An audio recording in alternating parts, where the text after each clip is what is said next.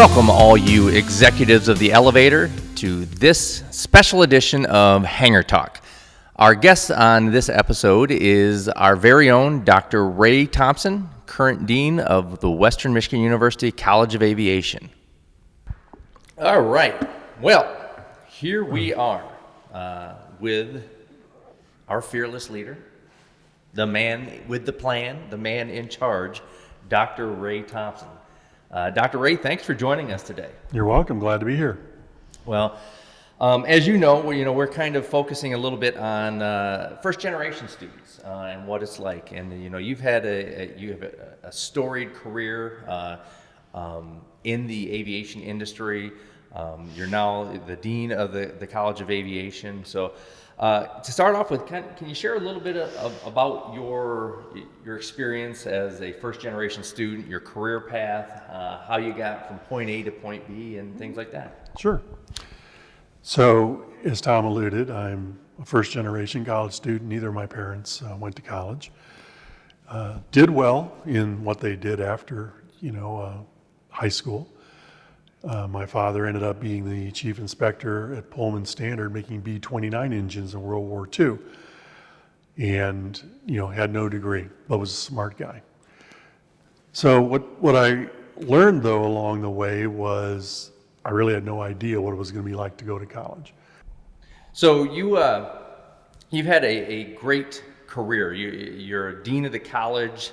Currently, you're also a first-generation student, and you've done a lot of amazing things. Can you share a little bit with us how that journey is, how your career progression, and what it's been like to be a first-generation student has been? Sure, glad to. So I went to a private high school. It was a military school, not because I was bad, but the education was good. And it was very much like going to college. I later realized I didn't have any experience. I'd never been on a college campus prior to doing some college visits my senior year in high school, and really had no idea what college life would be like. You go to a military school, your life's pretty much regimented throughout the day and not a lot of flexibility in your time. So when I decided to enroll at Purdue in aeronautical engineering, it was changed in a lot of different ways for me. First was growing up in the 1960s and 70s, we had much less structure than the young people of today. Pretty much go outside, when the street lights come on, come home, don't break anything. Very unstructured, very free range in nature.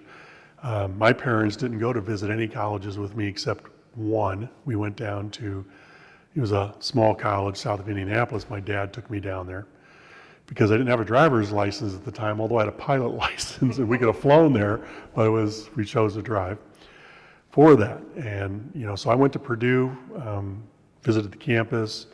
When they had the, day on campus orientation, I went to that by myself. And you were expected to just show up, get the information and do it. I would say parents were a minority in the room at that particular point in time.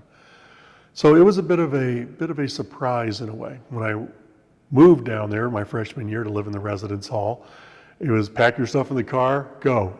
We'll see you at Thanksgiving. Kind of how that worked for it.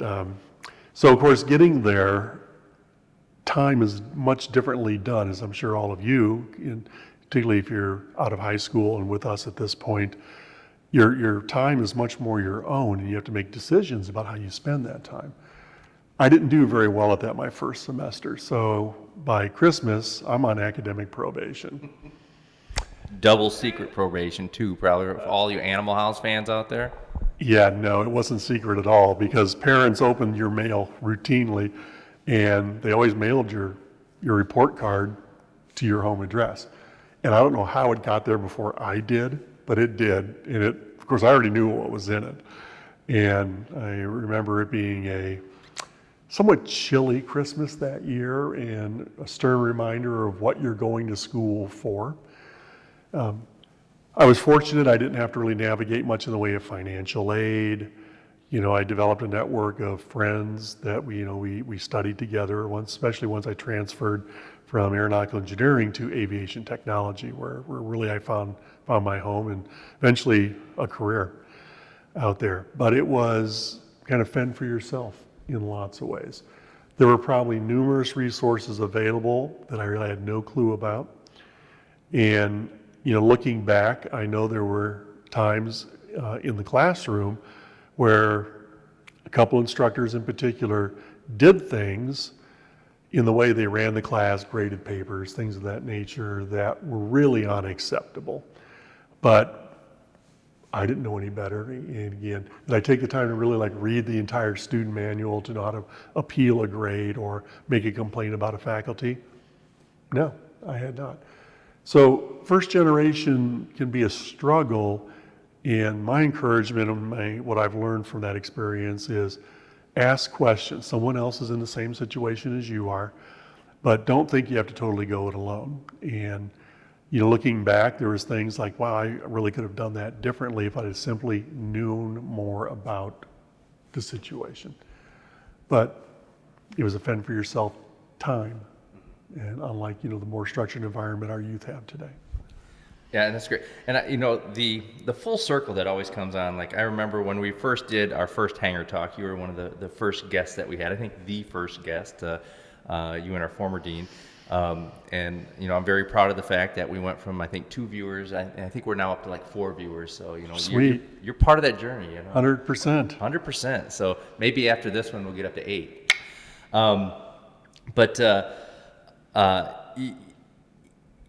Your story also, I think, and you mentioned ask questions.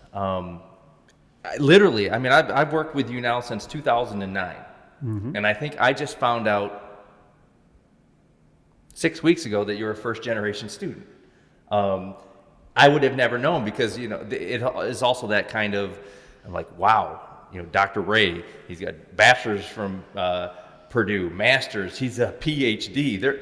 There's no way that somebody is going to go from a first generation status up to a PhD standpoint. And here I am sitting by one, and I never even knew. And that's, I think, your suggestion, ask questions, because there's more first generation success out there than we give people than we are aware of. Mm-hmm. I think if we really went through everyone who works here, I think there'd be a significant percentage who are first generation college or university. And it really never even dawned on me to think that was a distinction that I made, that I was the first in my family who went to the university. It was just, that was kind of the plan they had for me, and probably most likely because they themselves were unable to go, growing up in the Depression, and there was just, no one had the resources at that point in time. So I think a lot of families, it was a point of pride for them that, I couldn't go, but I want my son or daughter to be able to attend. And I didn't really focus on that. I look back now and think of sacrifices that were made to ensure I could go and come out debt-free at the end of it. And I'm very appreciative of the effort my family made in that sense there. But I think the point to take from your comments would be, just because you're first generation, there isn't a limit. That doesn't mean, well, you can only get a bachelor's degree and maybe your children can get a master's degree. It's really up to you to make that decision of, what do I need to get to where I want to be in the career field? Is that a master's? Could be. Maybe it's something different in aviation. A lot of people in the aviation field who have a bachelor's degree in aviation end up getting a master's in business administration because they've moved into areas that their undergraduate training really hasn't prepared them for as they move into leadership and financial decisions. If you go into the academic world, master's may be fine, maybe you need a PhD for that.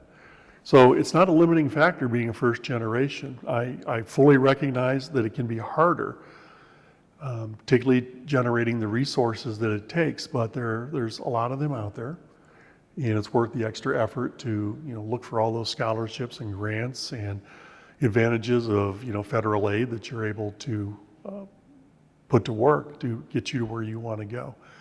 Because in the end, the greater the education levels of our society, the better our society is. Absolutely. So, well, let's talk a little bit about your career, because it is one of incredible interest. I mean, again, I remember 14 years ago showing up here when I had no clue in aviation. People would probably argue that I still don't, but and just hearing, yeah, well, we have a new associate dean, and and he came from this and that and that. I'm like, holy cow. Just completely impressive, your career history and where you went from graduating from Purdue University to where you are now. Can you share a little bit about what that journey was? Sure. So while I was an undergraduate at Purdue, I was a lab assistant. And one professor in particular, he lived about 40 miles from campus in another time zone.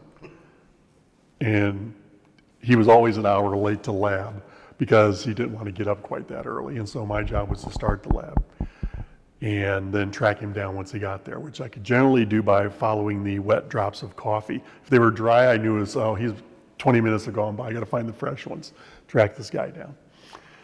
But it was something I enjoyed doing. Now, did I consider a career in academia?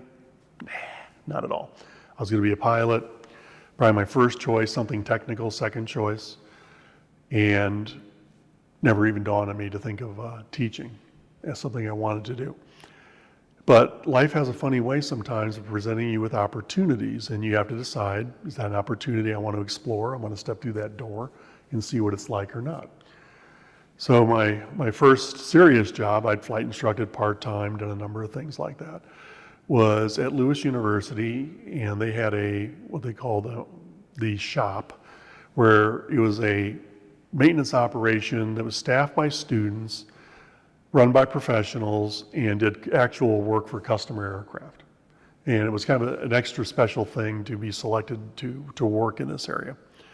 So I was brought in to help run the floor operation for that and putting my A&P that I'd gotten to use.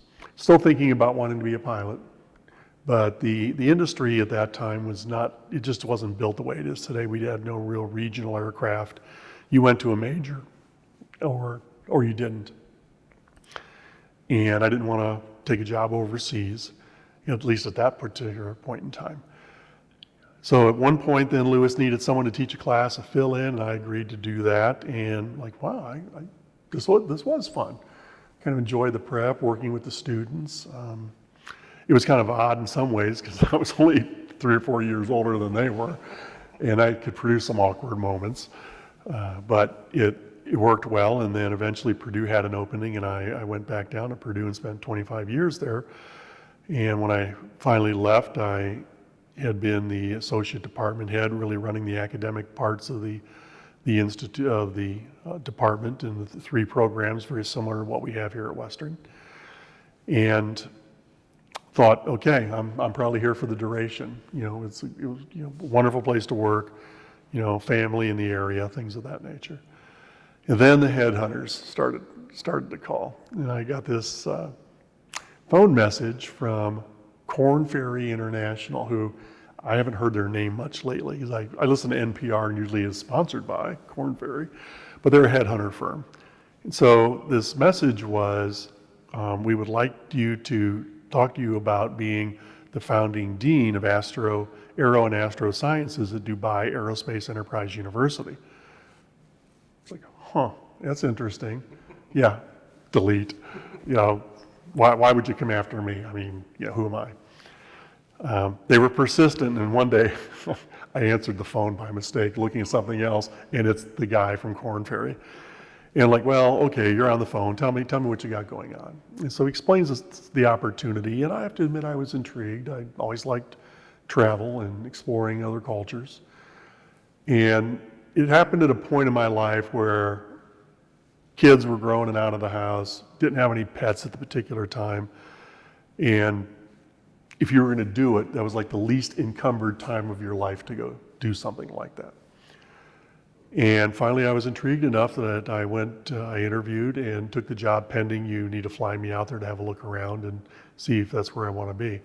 The Emirates, Dubai is one of the 7 Emirates, is relatively liberal in that part of the world. I wasn't interested in going to Saudi, but because I'd had a job offer right out of school to go fly in Saudi, and chose not to do that.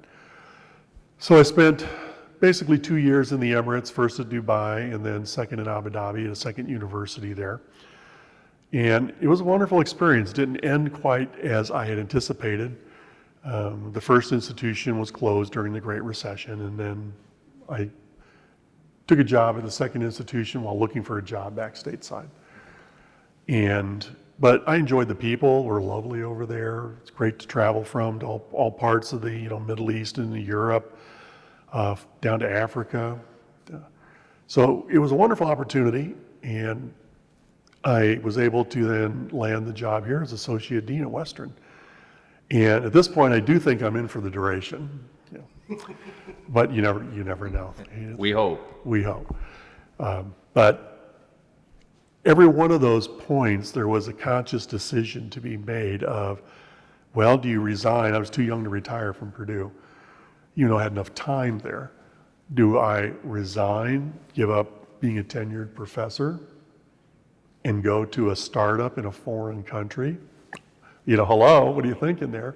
But I was intrigued by the possibilities and the opportunity. And it certainly opened up a network of people that I interact with that are global, much less national in nature.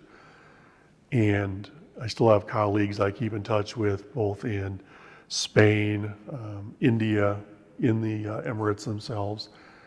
And it was really interesting. A fellow who I worked with it was the economic development arm of Abu Dhabi, and one of their divisions was aerospace. And this guy was actually a Western graduate from computer science. And when I told him I was coming to Western, I didn't know that. And he's like, I went to Western. I'm like, well, then you need to come see me when you're here. Come visit us back to your alma mater for that. So when these things come up, just don't, it's too much trouble to look, or it might be some risk. Life's full of risk. And decide, where do you want to go? Where do you want to be in 5 years, 10 years, and work to make sure you move up that ladder. You get the additional education. Maybe to get this job here, I need to go to this job to build the experience to get to this job. But each step opens additional doors across wider fields. And you decide which ones you're willing to walk through. There's times when you're more risk adverse, because, I got a mortgage and I got young children and a family. Probably not the best time to move out of the country. Although we had some faculty who they brought the family with them, including the dog. You had to go through a 60-day quarantine period to get into the country. But they were willing to go all in. So it's take advantage of those things and not just the status quo. Yeah, and I think, in my time here, I've seen a number of career pathways, and it's the old risk versus reward argument that you have to have, and as you evaluate things, and evaluating that with your place in life, and making those decisions, because I think you've used the analogy before about the doors, and every time you open one door, you get to another room with a bunch of other doors. And I think I've heard you say, at least open the door and peek in. Mm-hmm. Don't have to walk through, but take a peek. Last kind of question I'll give you, because I have a whole list of questions, and you're so astute. You know what to answer before I even ask. So I've known you for a long time. I know, I'm pretty darn predictable. What's been your biggest pride and joy in your career path, in the journey? What's been something that you are the most proud of? Thinking from this as a first generation student, as a not only just a faculty member, but part of a leadership team and actual leader of a very large aviation program. I think ultimately people in our profession get the majority of their satisfaction from seeing the success of our students and observing where they go, what do they do as alumni, seeing their careers progress. And then when you run into one, especially having them make some comment of, you did X, or the topic you covered in this class was so in tune to what I wanted to do, what I found when I got out into the field. that's a big source of pride that I feel. And because in a way, my legacy is all the students that I've had. And,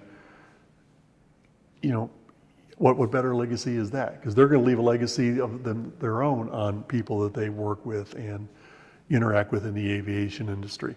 So I think that's really, in a way, a primary point of why a lot of us do what we do in this particular field. I was proud to have built probably the best advanced composite laboratory in the country for applied composite education at Purdue. I got a plan for one here. It's moving slowly forward to make that happen here as well, and become a leader in that type of education for us.